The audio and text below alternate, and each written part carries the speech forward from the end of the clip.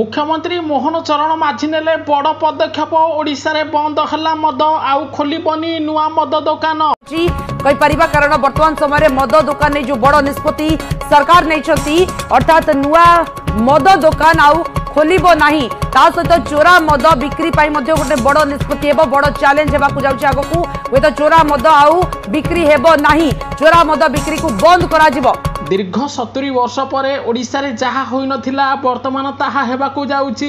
प्रथम थर पई ओडिशा रे मद संपूर्ण भाबे बंद होई जिवो। एनै आईन मंत्री पृथ्वीराज हरिचंदन बड़ बयान देइचंती। सरकार कहिचंती जे ओडिशा रे किछि दिन मध्य रे देशी मद संपूर्ण बंद होई जिवो। धीरे धीरे एवं पर्यायक्रमे विदेशी मद दुकान मध्य बंद होई जिवो। ताहा सहित सबुठारु बड़ कथा होउछि आज ठारू ओडिशा रे आउ कोनोसी नुआ मद दुकान खोलिबो नाही। जेतिकी भी मद दुकान ओडिशा रे अछि सेतिकी मद दुकान रहिबो। पर्यायक्रमे धीरे धीरे संपूर्ण मद दुकान को बंद कर दिया जिवो बोली आईन मंत्री बड़ सूचना देइचंती। अर्थात निर्वाचन पूर्वरु बीजेपी जो प्रतिश्रुति देइथिला ओडिशा लोकंको पई सही प्रतिश्रुति पूर्ण करिछि। बिहार, गुजरात, मिजोराम, नागालैंड, लाक्षाद्वीप पर ओडिशा रे संपूर्ण मद बंद हो जिवो। ओडिशा हबो मद मुक्त, ओडिशा हबो विकास। तेणु प्रथम पर्याय देशी मद को बंद कर दिया जिवो किछि दिन मध्यरे। ताहा सहित आगामी दिन रे